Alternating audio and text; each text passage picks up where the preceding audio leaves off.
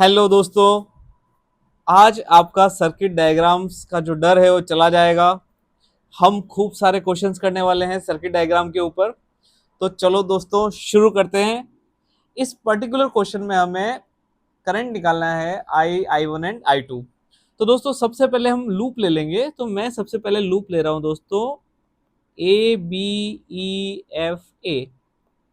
अगर आप ध्यान से देखें A B E F A loop को, तो ये जो हमारा लूप है, हमारा लूप ए से स्टार्ट हो रहा है। मैंने एक कैलकुलेशन की डायरेक्शन बना दी दोस्तों। अब हम शुरू कर रहे हैं ए से बी तक आपको कहीं कोई रेजिस्टेंस नहीं मिला, मतलब कोई पोटेंशियल ड्रॉप नहीं होगा। और बी और ई के बीच में देखें तो हमें एक रजिस्टर मिला है जो कि 16 ओम। अब हम यहाँ देखें तो करंट और कैलकुलेशन की डायरेक्शन हमारी सेम है। तो हमें लिखना होगा -16I2। अगर हम ई के बाद आगे चलें तो ई के बाद जो है ई से एफ के बीच में 2 ओम का एक रजिस्टर है। यहाँ पे भी हम देखें तो करंट और कैलकुलेशन की डायरेक्शन जो है आपकी सेम है। तो आप ये लिखेंगे -2I। अब ये आई कैसे आया दोस्तों? तो देखो बैटरी से जो है करंट आई निकल रहा है दोस्तों, और ये यहाँ बी पॉइंट पे दो पार्ट में जा रहा है, I2 एंड I1। ये I1 पूरे यहाँ पे वायर में घूम के वापस ई पॉइंट पे, और बी से जो आपका I2 जा रहा है दोस्तों, ये दोनों ई पॉइंट पे मिलके फिर से आई बनाते हैं। I1 + I2, ये देखो ये मैं लिख देता हूँ दोस्तों, I1 ये हो गया हमारा I2, I1 + I2 फिर से मिलके क्या बना रहे हैं, आई। तो इसीलिए मैंने लिख दिया दोस्तों -2I। अगर हम F के बाद आगे चलें तो F के बाद हम सीधा पहुंचेंगे कहाँ, ए पे, और बीच में हमें मिलेगी एक बैटरी। तो बैटरी के हम नेगेटिव टर्मिनल से पॉजिटिव टर्मिनल की तरफ जा रहे हैं, इसीलिए हम यहाँ लिख देंगे दोस्तों +10 = हो गया आपका 0। तो यहां से आपका आ गया देखो 10 = 16I2 + 2I।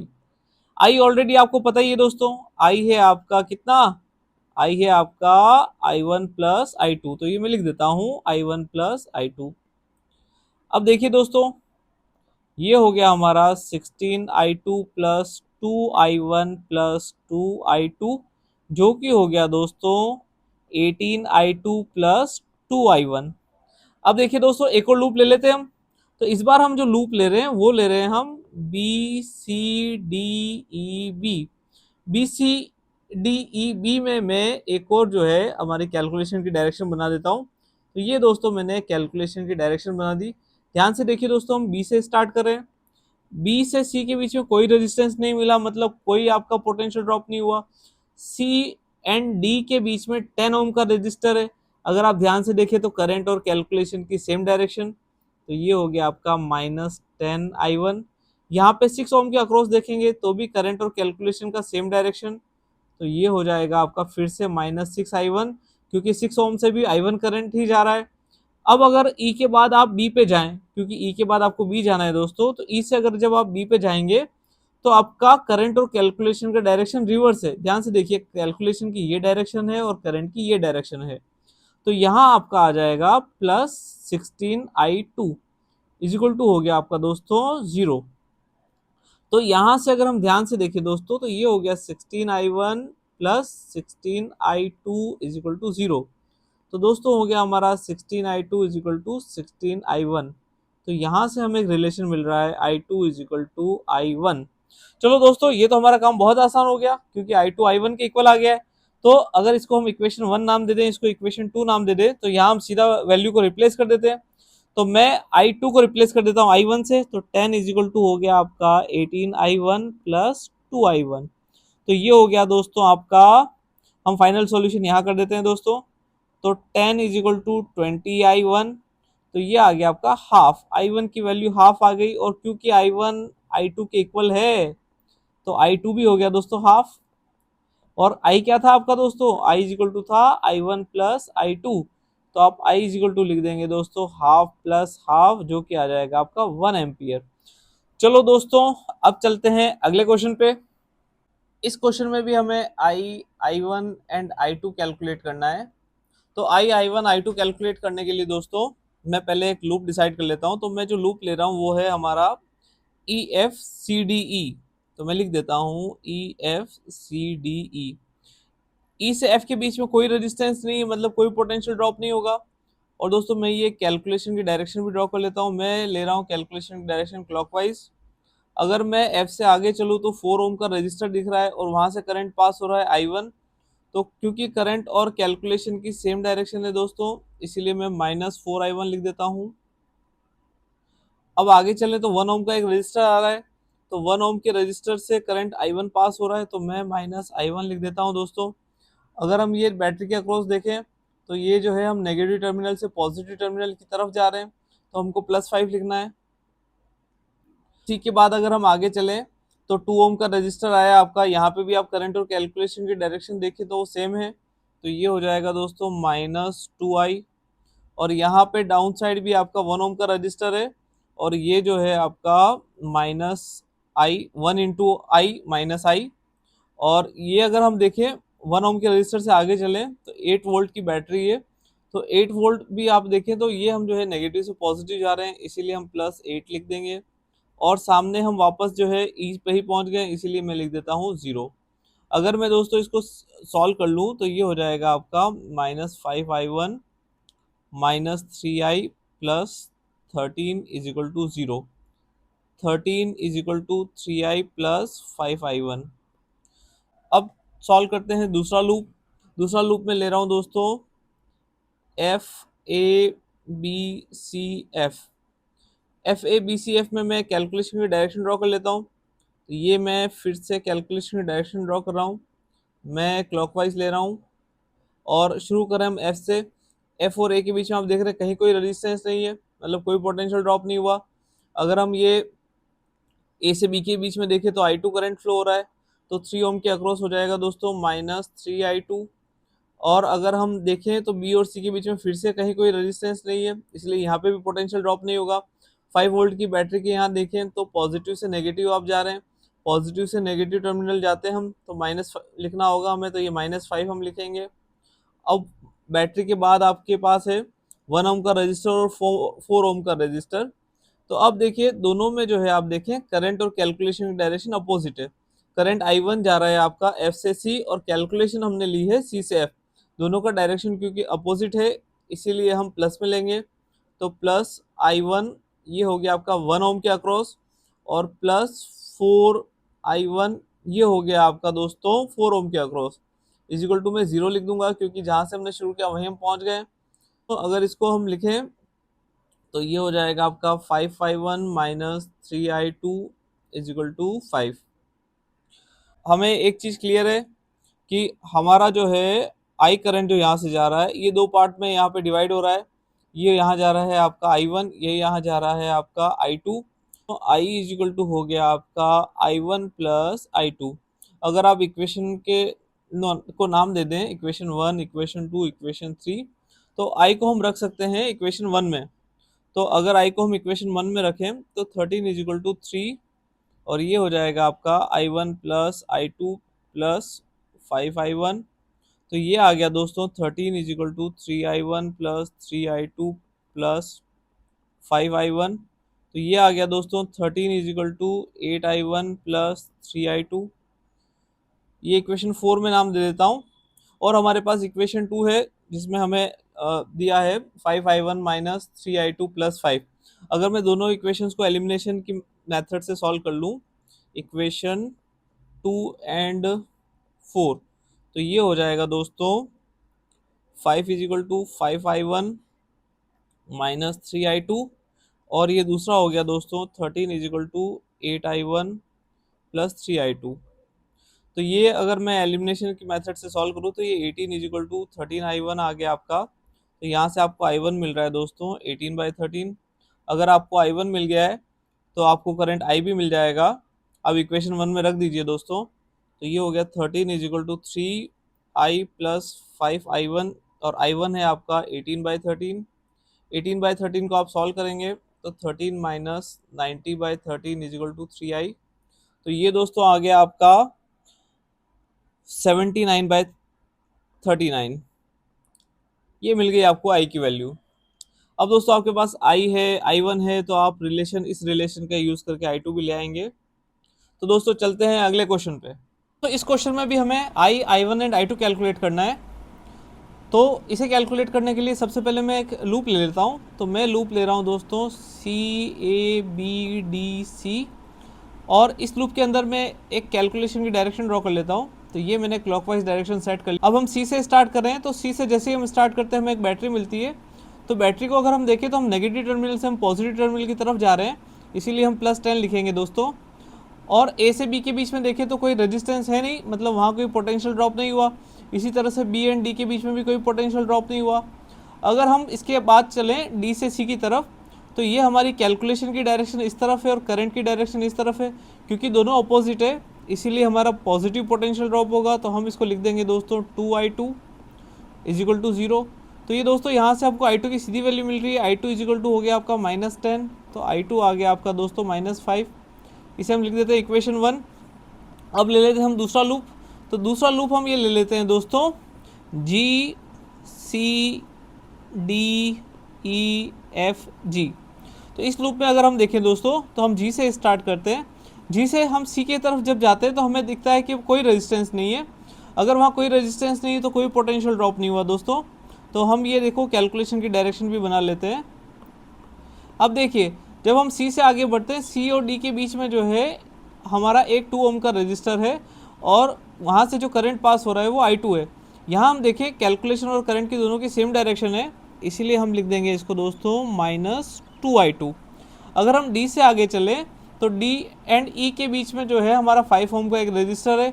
यहाँ भी हम देखें तो कैलकुलेशन और करंट की सेम डायरेक्शन है दोस्तों, तो ये हम लिख देंगे -5I।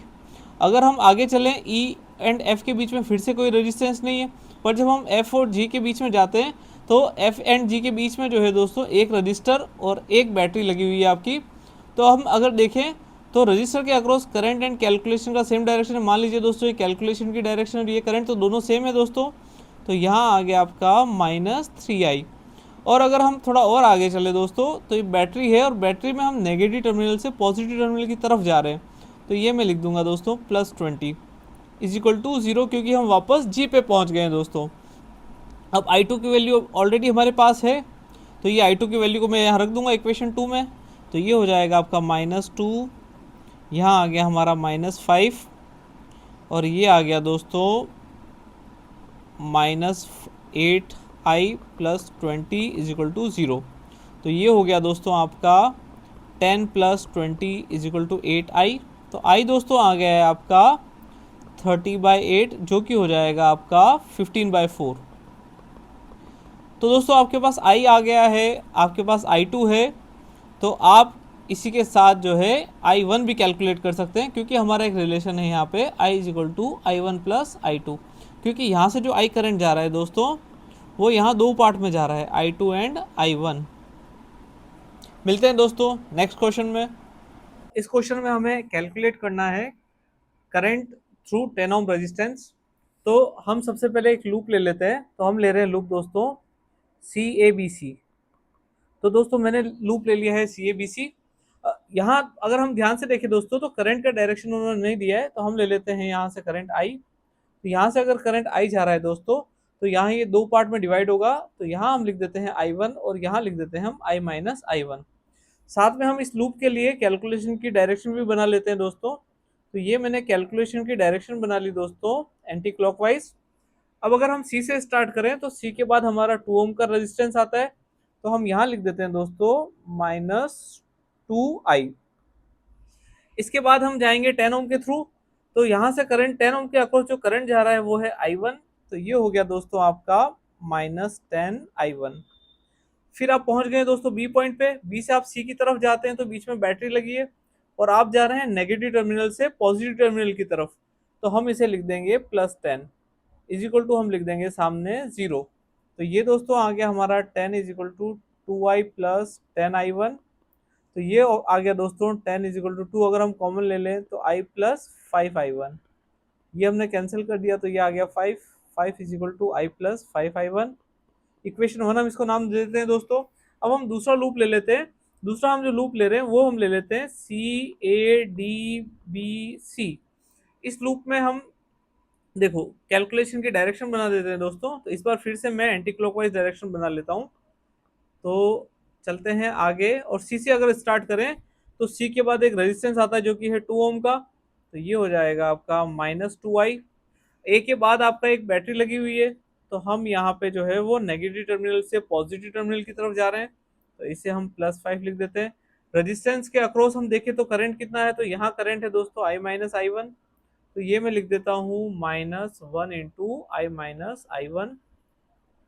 इसके बाद अगर हम चलें बी पॉइंट के आगे तो हमें फिर से एक बैटरी मिलती है 10 वोल्ट की, तो हम लिख देते हैं +10, क्योंकि डायरेक्शन हमारा कहाँ से, नेगेटिव से पॉजिटिव की तरफ है दोस्तों। तो ये 10 हो गया आपका इज इक्वल टू 0। तो ये हो गया दोस्तों -2i + 5 -i + I1 + 10 is equal to 0। तो यहाँ से दोस्तों आप इसे लिख सकते हैं -3i + I1 + 15 is equal to 0।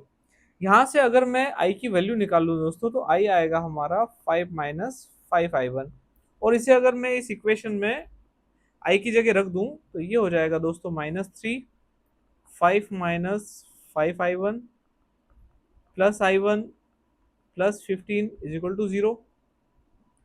तो ये हो गया दोस्तों हमारा -15 + 15i1 + I1 + 15 is equal to 0।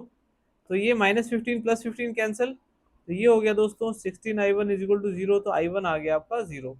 तो दोस्तों हमें मिल गया है करंट अक्रॉस 10 ओम रेजिस्टेंस जो कि है 0। इस क्वेश्चन में हमें कैलकुलेट करना है potential difference across BD. BD के अक्रॉस पोटेंशियल डिफरेंस कैलकुलेट करने के लिए हमें कैलकुलेट करना पड़ेगा करंट। करंट कैलकुलेट करने के लिए सबसे पहले मैं लूप ले लेता हूं, तो मैं लूप ले रहा हूं EABCFE। तो मैं एक लूप बना लेता हूं और उसमें कैलकुलेशन की डायरेक्शन भी दिखा देता हूं आप लोगों को। तो मैं ले रहा हूं क्लॉकवाइज डायरेक्शन। अब यहाँ देखिए आप लोग, हम ई से स्टार्ट कर रहे हैं, तो ई से ए तक जो है यहाँ तक आपका कहीं कोई रेजिस्टेंस नहीं है, मतलब कहीं कोई पोटेंशियल ड्रॉप नहीं हुआ। ए और बी के बीच में जो है आपका I1 करंट जा रहा है, और यहाँ जो है 5 ओम का रेजिस्टेंस है, तो यहाँ जो पोटेंशियल ड्रॉप होगा वो होगा आपका -5i1। बी एंड सी के बीच में जो है वो है 10 ओम का, तो यहाँ जो है आपका -10i1 पोटेंशियल ड्रॉप होगा। आप फिर से सी से होते हुए एफ पे आ गए। एफ से जब आप ई जा रहे होंगे तो 3 वोल्ट की बैटरी बीच में मिल रही है, और बैटरी में हम जा रहे हैं नेगेटिव टर्मिनल से पॉजिटिव टर्मिनल की तरफ, तो हम ये +3 लिख देंगे इज इक्वल टू 0। तो ये हो गया 3 इज इक्वल टू 15i1। तो I1 आ गया आपका 1/5। इसी तरह से हम एक और लूप ले लेते हैं I2 कैलकुलेट करने के लिए। तो अगर हम ये एक लूप ऐसा ले लें, तो ये भी हम जो है क्लॉकवाइज डायरेक्शन बना लेते हैं, और लूप का नाम है हमारा EADCFE। तो हम ई से स्टार्ट करें, ई से ए तक कोई रेजिस्टेंस नहीं है, ए एंड डी के बीच में एक रेजिस्टेंस है 10 ओम का, तो ये हो गया आपका -10i2। डी और सी के बीच में है फिर से एक रेजिस्टेंस 5 ओम का, तो ये हो गया -5i2। और आप जो है सी से पास होते हुए एफ आए और एफ से ई के बीच में जा रहे हैं, तो 3 वोल्ट की एक बैटरी है, तो ये हो गया +3 इज इक्वल टू 0। तो यहाँ हो गया आपका -15i2 +3 इज इक्वल टू 0। तो ये हो गया आपका 3 इज इक्वल टू 15i2, जो कि आपको i2 दे रहा है आपका 1/5। तो ये आपका i2 आ गया है। अब हमें आप ध्यान से देखिए कि हमें पोटेंशियल डिफरेंस कैलकुलेट करना है अक्रॉस BD। तो B से D की फिर से कैलकुलेशन हमको सेट करनी पड़ेगी। ये तो हमने कैलकुलेशन की डायरेक्शन बना दी। तो हमने स्टार्ट किया है कहाँ से दोस्तों, B से, तो ये हमने VB लिख दिया है। अब यहाँ आप देखें तो आपकी कैलकुलेशन एंड करंट की डायरेक्शन अपोजिट है, तो आप यहाँ लिख देंगे +5i1। अब जब ए से आप डी की तरफ जा रहे हैं तो करंट और एंड कैलकुलेशन की डायरेक्शन दोनों सेम है, तो ये आप लिख देंगे -10i2। और आप पहुंच गए हैं डी पे, तो ये सामने हमने लिख दिया VD। तो हम इसको ऐसा लिख सकते हैं VB - VD is equal to 10i2 - 5i1। तो ये I2 की वैल्यू और I1 की वैल्यू दोनों की वैल्यू सेम है, तो ये कितनी थी 1/5, और ये 5 इंटू 1/5, तो ये आ गया है आपका 2 - 1 वोल्ट। चलते हैं अगले क्वेश्चन पे। इस क्वेश्चन में हमें कैलकुलेट करना है potential difference between point A and B. अगर हम इस डायग्राम को थोड़ा सिंप्लीफाई कर लें तो ये कुछ इस तरह से दिखेगा कि ऊपर भी 3 ओम होगा और नीचे भी ये होगा 3 ओम। तो अगर ये जो है दो रजिस्टर सेम है आपके, तो यहाँ से जो करंट जा रहा होगा वो भी सेम होगा। तो यहाँ 1 एम्पियर 1 एम्पियर दो पार्ट में डिवाइड हो जाएगा। तो हम इसको कह सकते हैं कि यहाँ जो करंट जा रहा है वो 1 एम्पियर जा रहा है इस डायरेक्शन में, और यहाँ पे भी 1 एम्पियर जा रहा है, और हमें पोटेंशियल डिफरेंस कैलकुलेट करना है between point A and B. तो हम ए से स्टार्ट कर देते हैं, तो हम लिख देते हैं वी ए, और यहाँ से हम एक कैलकुलेशन की डायरेक्शन बना देते हैं ए से लेके बी की। तो ये मैंने वी ए ले लिया है दोस्तों, और यहाँ जो है करंट और कैलकुलेशन दोनों अपोजिट डायरेक्शन में है, तो ये हो जाएगा आपका +1 × 1। और यहाँ देखें पी एंड बी के बीच में हम देखें तो करंट एंड कैलकुलेशन की जो है डायरेक्शन सेम है, मतलब ये आ जाएगा -1 × 2, और हम पहुंच गए हैं वी बी पे। तो ये हो गया आपका वी ए +1 - 2 = वी बी। तो ये हो गया हमारा वी ए -1 = वी बी, तो वी ए - वी बी = 1। चलते हैं दोस्तों अगले क्वेश्चन पे। इस क्वेश्चन में हमें पोटेंशियल डिफरेंस कैलकुलेट करना है बिटवीन ए एंड बी। तो अगर हम यहाँ ध्यान से देखें दोस्तों, तो यहाँ से हमारा 5 एम्पियर का करंट आ रहा है, और यहाँ जो करंट जा रहा है बी पॉइंट से वो जा रहा है 3 एम्पियर एंड 4 एम्पियर, मतलब कि ये टोटल 7 एम्पियर करंट बी से जा रहा है। तो ऑब्वियसली यहाँ से 2 एम्पियर करंट आ रहा होगा, तो यहाँ से ये 2 एम्पियर करंट आ रहा है, मतलब ये यहाँ पे ये जो करंट हो जाएगा आपका वो हो जाएगा आपका 7 एम्पियर। तो ये दोस्तों हो गया यहाँ से 7 एम्पियर, और हमें अब कैलकुलेट करना है potential difference between A and B. तो मैं कैलकुलेशन की डायरेक्शन बना लेता हूँ दोस्तों ए से बी के लिए। तो मैं स्टार्ट कर रहा हूँ वी ए से, तो वी ए, और यहाँ अगर मैं देखूँ तो कैलकुलेशन एंड करंट की डायरेक्शन सेम है, तो यहाँ हो जाएगा आपका -10। और ये बैटरी के अक्रॉस अगर हम देखें तो हम पॉजिटिव टर्मिनल से नेगेटिव टर्मिनल जा रहे हैं, इसलिए मैं लिख देता हूँ -10। यहाँ पे अगर आप 1 ओम के अक्रॉस देखेंगे तो 7 एम्पियर करंट है, और यहाँ पे भी करंट एंड कैलकुलेशन की सेम डायरेक्शन है, इसलिए मैं -7 लिख देता हूँ। और ये जो 5 वोल्ट की बैटरी है इसके अक्रॉस अगर आप देखें तो आप जा रहे हैं नेगेटिव टर्मिनल से पॉजिटिव टर्मिनल, तो आप इसे +5 लिखेंगे, और हम पहुंच गए बी पे। बस हमें इसको कैलकुलेट करना है दोस्तों। तो ये हो जाएगा हमारा वी ए - वी बी। अगर आप इस पूरे को कैलकुलेट कर दे तो ये 22 आ रहा है। तो ए एंड बी के बीच में जो पोटेंशियल डिफरेंस है वो है 22। चलते हैं दोस्तों अगले क्वेश्चन पे। इस डायग्राम में हमें 2 ओम रजिस्टर के अक्रॉस करंट कैलकुलेट करना है, तो हम यहाँ लूप ले लेते हैं दोस्तों। तो हम सबसे पहले लूप ले रहे हैं ए बी ई एफ ए, और अगर हम देखें तो हमें करंट का कोई उन्होंने कैलकुलेशन दिया नहीं कि कहाँ से कहाँ फ्लो हो रहा है, तो हम यहाँ से ले लेते हैं कि 20 वोल्ट की बैटरी से आई करंट निकल रहा है, और ये यहाँ जो जा रहा है ये हम ले लेते हैं I1 जा रहा है, और ये ऊपर की तरफ जो जा रहा है वो I - I1। तो ये पूरे वायर में I - I1 फ्लो हो रहा है, और ये वाला बी वाले वायर में I1 फ्लो हो रहा है। तो यहाँ से दोनों मिलके फिर से I बना देंगे। अगर हम देखें लूप को ए बी ई एफ ए, तो यहाँ हम जो है एक कैलकुलेशन की डायरेक्शन बना देते हैं। तो ये मैंने बना दी clockwise direction.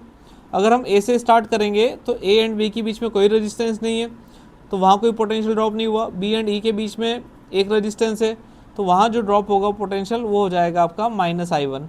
E and F के बीच में भी कोई रेजिस्टेंस नहीं है, और एफ एंड ए के बीच में एक रेजिस्टेंस एंड एक बैटरी है आपकी। तो यहाँ अगर आप देखें तो आपकी करंट और कैलकुलेशन की डायरेक्शन दोनों सेम है, इसलिए आपको -4I लिखना होगा। और बैटरी के यहाँ अगर आप देखें तो आप नेगेटिव टर्मिनल से पॉजिटिव टर्मिनल की तरफ जा रहे हो। अगर आप कैलकुलेशन को देखो तो ये हो जाएगा आपका +20 = 0। तो 20 = कितना हो गया आपका I1 + 4I, ये हो गया आपका इक्वेशन 1। अगर आप दूसरी इक्वेशन को देखें इसी तरह से, तो मैं ये ले लेता हूँ यहाँ से ये वाला डायरेक्शन, तो ये हो गया हमारा एंटी क्लॉकवाइज डायरेक्शन।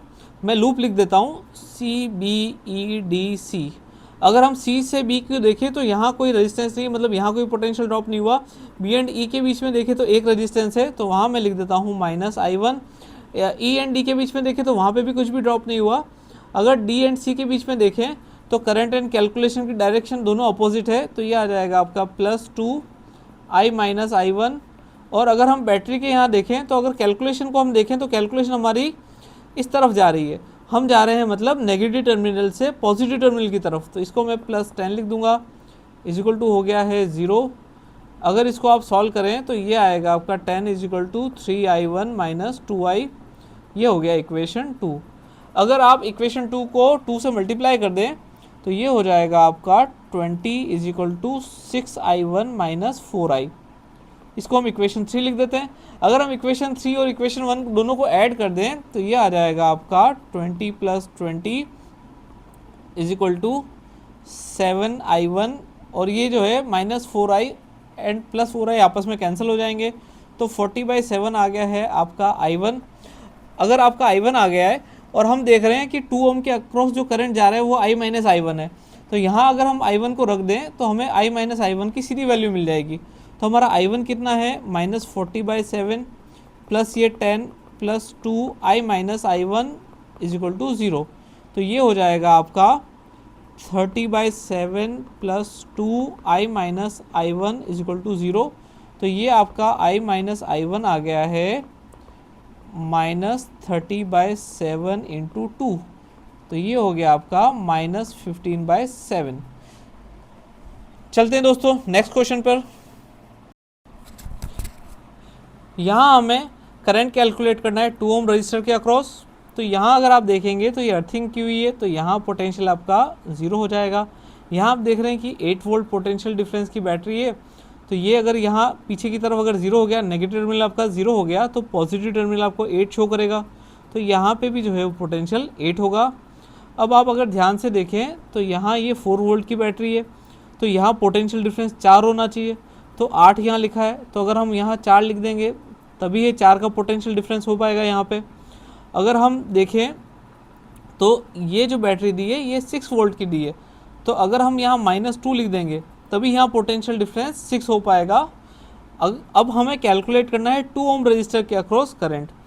तो यहाँ हम पोटेंशियल डिफरेंस देखें तो 8 -2 हो गया, और ये हो गया हमारा पोटेंशियल डिफरेंस बाय रेजिस्टेंस कितना आ गया 2, तो ये 8 प्लस 2/2, तो ये आ गया 10/2, ये आ गया आपका 5, तो ये आ गया आपका 5 एम्पियर।